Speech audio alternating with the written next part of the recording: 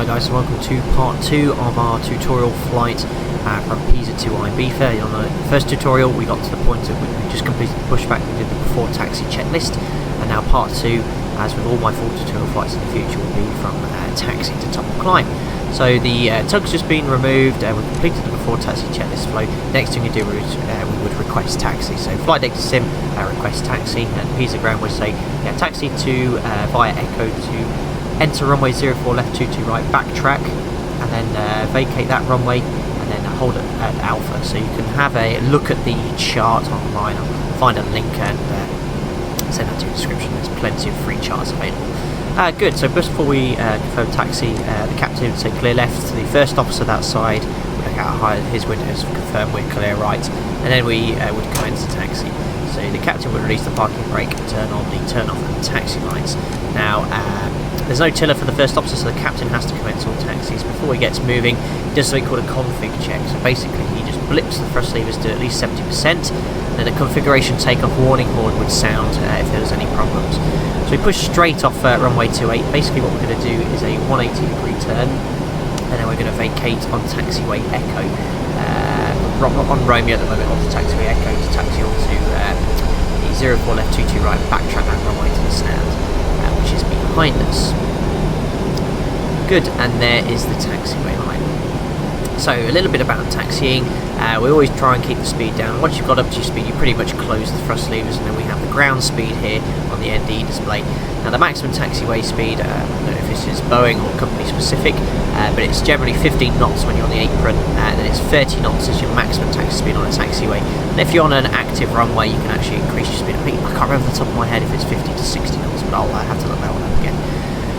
Good, so whilst we're taxiing 1 whistle away from the apron, we can start the before takeoff checklist. So it's a little bit different to the one you have on the control column here with PMDG, but I'm just going to explain what we're doing. This checklist is basically making sure the aircraft is ready and configured safely for takeoff.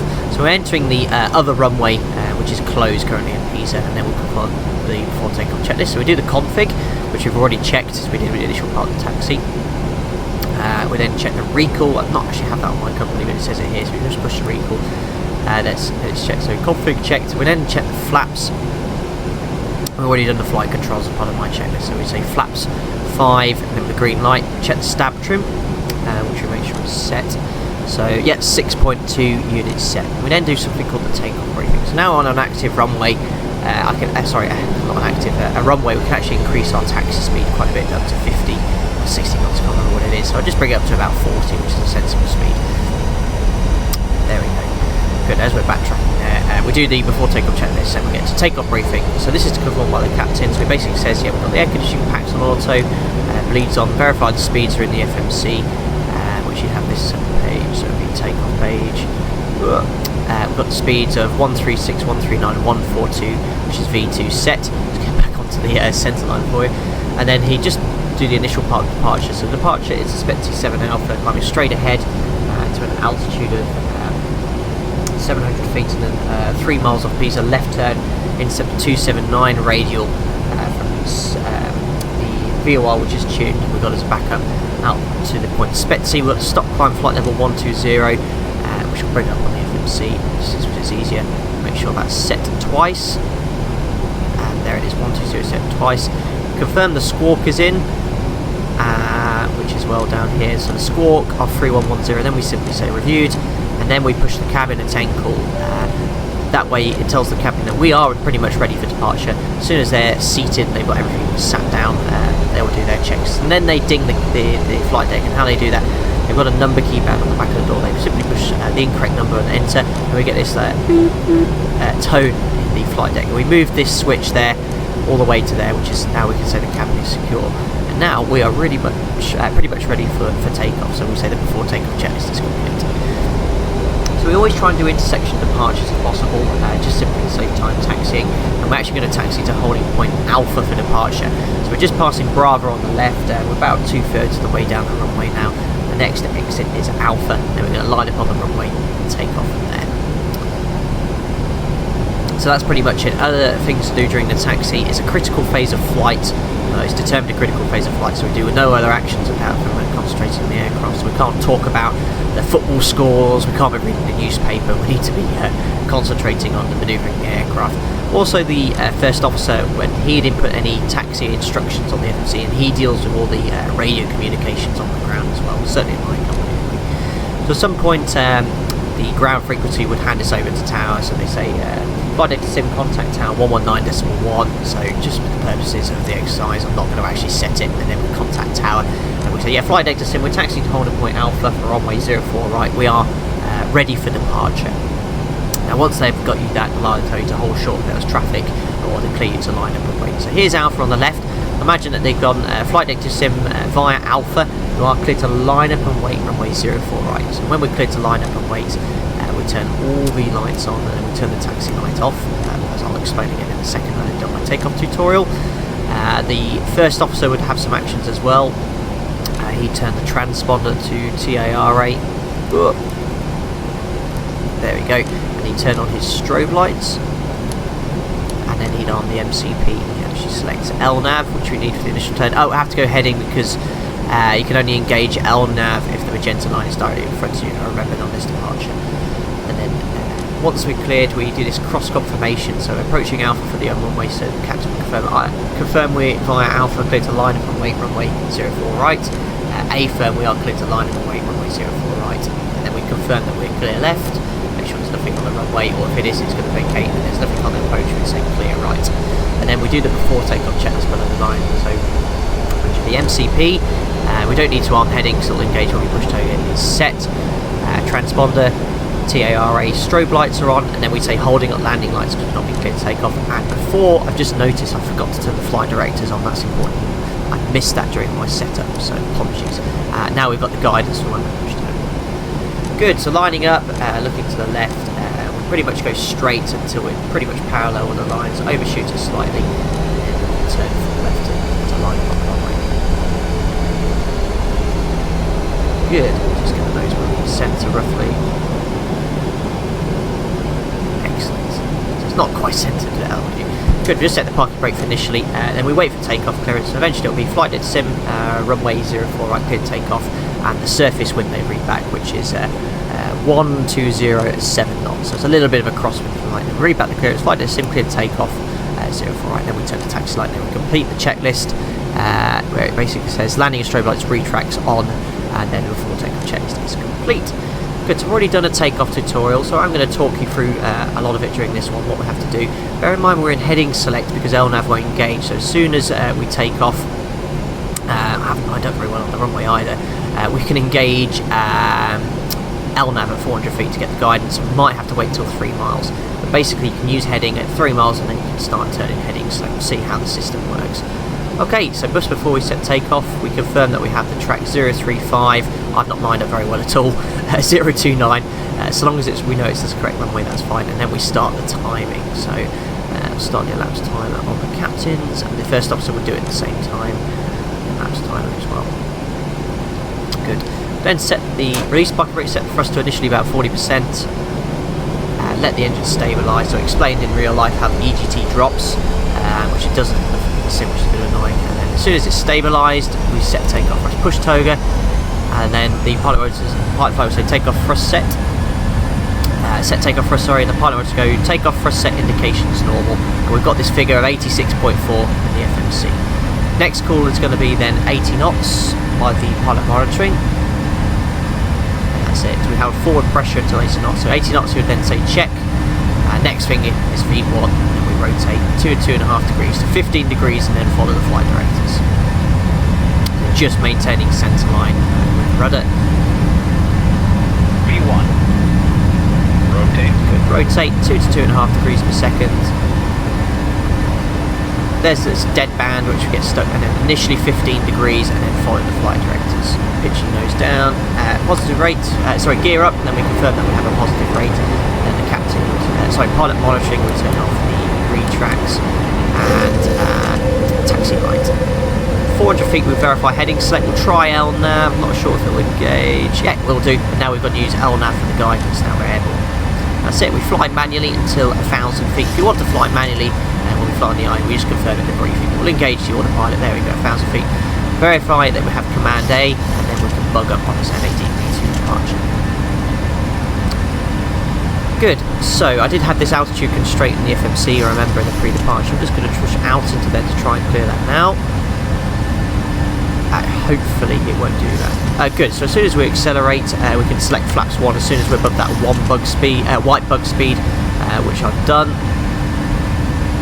Yeah, I might have to have the aircraft level at 3,000, we'll see what happens.